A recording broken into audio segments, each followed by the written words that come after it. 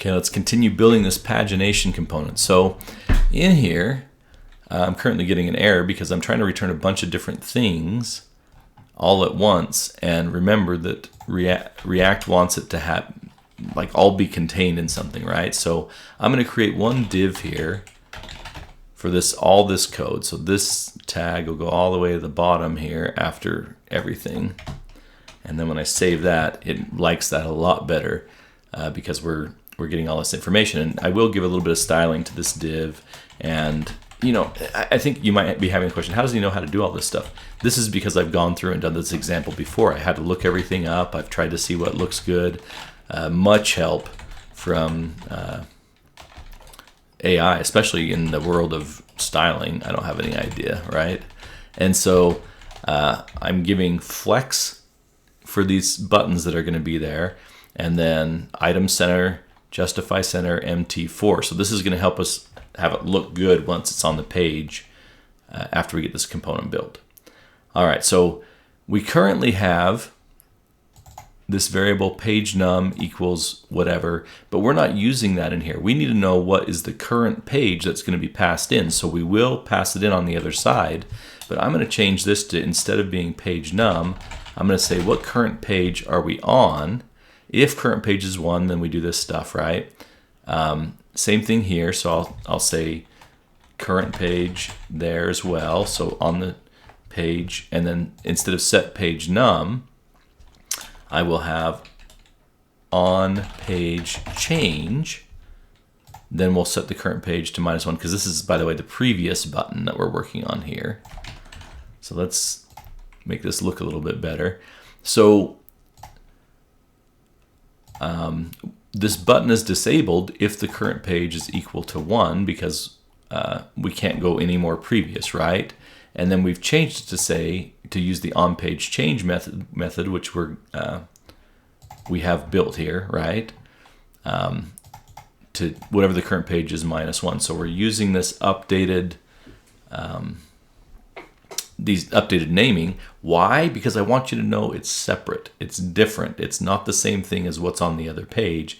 And so we're just tweaking these slightly to emphasize that point. Okay, so that's the previous button. And then we will need to know, we have total pages here, which I guess is what we were using before.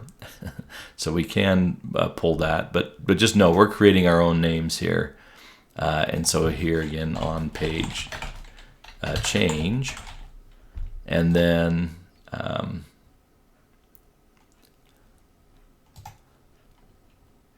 trying to decide whether to throw the styling I had in there or not. Here, instead of page num, we'll do current page. I may come back to the styling. I'm conscious of the clock here and the total amount of time we're taking. But we can make these buttons look better, obviously. They may look terrible, and I may be forced to do it because they look so bad.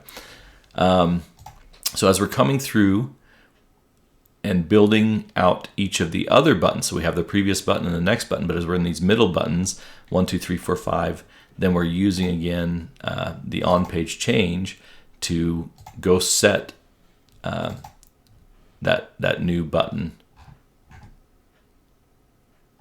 to what it needs to be. And then let's see, disabled current page. Sorry, I'm comparing against my notes here.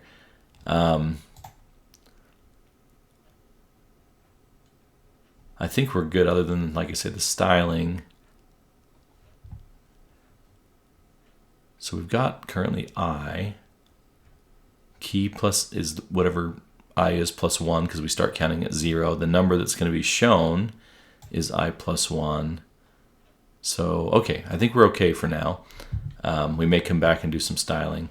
So then here again, we're going to have current page. Maybe I shouldn't have changed the names now that I'm in the middle of the example. Too late, on page change. And then we'll have the current page +1. All right, so that's taking care of the previous and then whatever the numbers buttons are, and then the next button. And then we've got the little elements down here of allowing the user to check how many results per page. And so there, in our label, we can say here on page change size, and then we can call, let's see, so on change we want to set the page name, page number, so we'll call on page change and set that equal to a 1, back to a 1, so we know which page, we always go back to 1. Okay, so we've got this component built. I save this, and now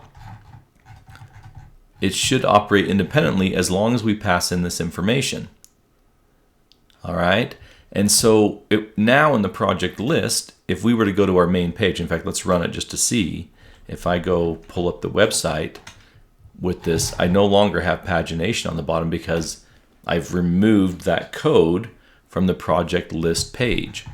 And so to get it back in, I have this component now called what? Oh, called what? Pagination, right? That's my component name. And so I need to get a component, a pagination component into, do a save all, whoops.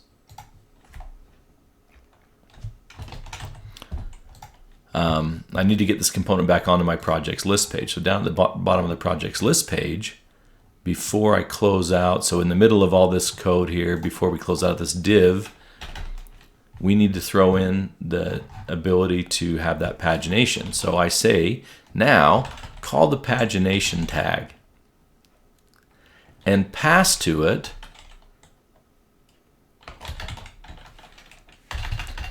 the information that it needs. So it needs to receive what? It needs to receive the current page is the first thing. So in my projects list, I'll say go set current page equal to whatever the page num is on this side. This is why I named it differently. Otherwise, we'd be saying set page num equal to page num, and I'm trying to emphasize the point that this page num is different than the current page on this side. So that's why I named them different. Again, in hindsight, it was a lot of typing, so and a lot of room for errors. So I'm not sure if that was the best idea. Teaching is a process of trying stuff, and if it works, great, and if it doesn't, then fix it for next time. So sorry for you poor suckers who didn't get the best version.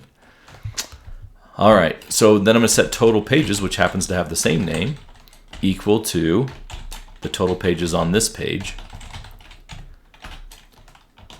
Page size, is it called page size? It is, okay, it's going to be equal to the page size here.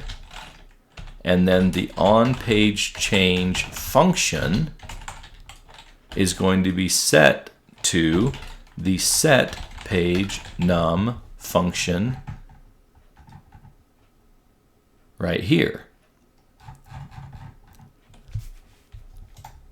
Does that make sense? And then on page size change is going to be equal to, and then here's where we need to pass in whatever the new size is. And so the new size